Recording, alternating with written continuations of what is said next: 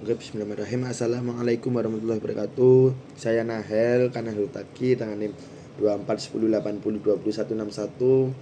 Program studi perbankan syariah ingin menjelaskan konsep matriks. Oke, kita mulai aja ya. Pengertian matriks dan vektor. Di sini ada yang udah ngerti matriks dan vektor. Oke, matriks. Matriks itu adalah kumpulan angka dalam baris dan kolom. Baris, kolom. Jadi di situ ada angka, di perkumpulannya itu namanya itu matriks. Kalau vektor itu tuh khusus hanya satu baris satu kolom. Jadi tuh kalau matriks itu tuh ada baris dan kolomnya. Kalau vektor antara baris atau kolom salah satunya itu disebut vektor kalau cuma salah satunya. Tapi kalau ada baris dan kolom alias minimal 2 kali 2 itu sudah termasuk matriks. Tapi kalau misalnya 1 kali 2 atau 2 kali 1, nah itu masih termasuk vektor seperti itu. Nah, ngapain kita bahas ini sih? Ini adalah digunakan untuk menyederhanakan sistem persamaan. Jadi ini nanti sangat mudah untuk menyederhanakan sistem persamaan seperti itu.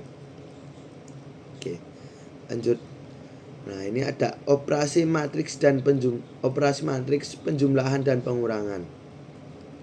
Oke, di sini hanya bisa yang pertama, hanya bisa dilakukan jika ukuran matriksnya sama atau antara 2 kali 2 ditambah 2 kali 2 matriksnya ya. Maksudnya 2 kali 2 itu ada 4 angka. 1, 2, 3, 4. Itu ditambah 2 dengan 2 kali 2 itu masih bisa dikerjakan. Tapi misalnya 2 kali 2 ditambah 3 kali 3, nah itu sudah tidak bisa dikerjakan. Jadi itu invalid jawabannya, karena ini tidak bisa dikerjakan seperti itu. Jadi hanya bisa dengan jumlah matriks yang sama.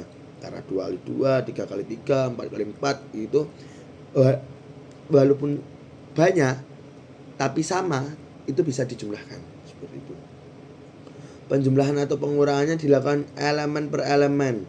Maksudnya elemen per elemen antara A di bagian A sama di bagian A sama di bagian A itu dijumlahin. Jadi pojok kiri sama pojok kiri itu tuh sama-sama di pojok. Nah, dijumlahin, ditaruhnya hasilnya juga di pojok kiri. Seperti itu. Misalnya pojok kanan bawah sama pojok kanan bawah, itu ditaruhnya juga di pojok kanan bawah. Jangan tiba-tiba ditaruh di atas. Nanti jawabannya berbeda. Malah nanti salah semua. Jadi dilakukan elemen per elemen dan ditempatkan di posisinya yang pas seperti itu. Contohnya, ini ada contoh. Ini namanya vektor. 1 tambah 1 2 tambah 3 4. Kok jawabannya 4 sama 6? Nah, satunya ini kan berada di kiri. Nah, itu dijumlahin dengan 3. 3 yang berada di kiri juga.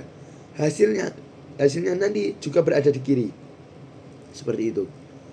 2 sama 4 itu kan di kanan. Nanti hasilnya juga di kanan. Seperti itu. Operasi perkalian matriks. Kalau perkalian itu berbeda. Perkalian dilakukan dengan baris kali kolom. Baris yang tidur kali kolom yang naik. Itu dilakukan seperti itu. Hasilnya matriks baru atau vektor tergantung bentuk. Jadi nanti matriksnya itu nanti akan menjadi matriks baru.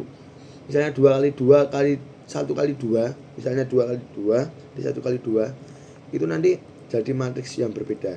Ini contohnya matriks 2 kali 3 dikali matriks 3 dikali 1. Nanti hasilnya itu menjadi matriks 2 kali 1 doang loh. Padahal awalnya 2 kali 3 sama 3 kali 1. Jadinya cuma 2 kali 1. Seperti itu.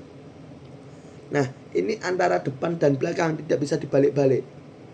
Karena penjumlahan pengurangan A tambah A aksen itu bisa. Tapi kalau ini A kali A aksen, ya udah seperti itu dilakukan. Nggak bisa A aksen kali A. Nanti hasilnya berbeda jauh seperti itu.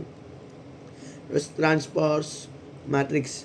Transpose itu menukar baris jadi kolom dan sebaliknya. Jika A itu 1,2, 3,4, maka A aksen itu menjadi 1,3, 2,4. Seperti itu.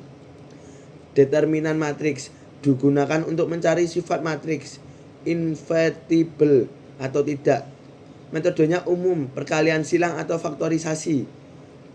Pertukaran baris atau kolom bisa diubah tanda determinannya. Gitu. Nah, inverse matrix. Inverse itu kebalikan dari suatu matriks. Hanya matriks persegi dan determinannya bukan 0 yang punya inverse. Digunakan untuk menyelesaikan permasalahan matriks. Nah, itu dia penjelasan tentang mengenai matriks. Pahami dulu konsep dasarnya baru bisa mengerjakan. Kalau masih bingung silahkan tanya di kolom komentar. Wassalamualaikum warahmatullahi wabarakatuh.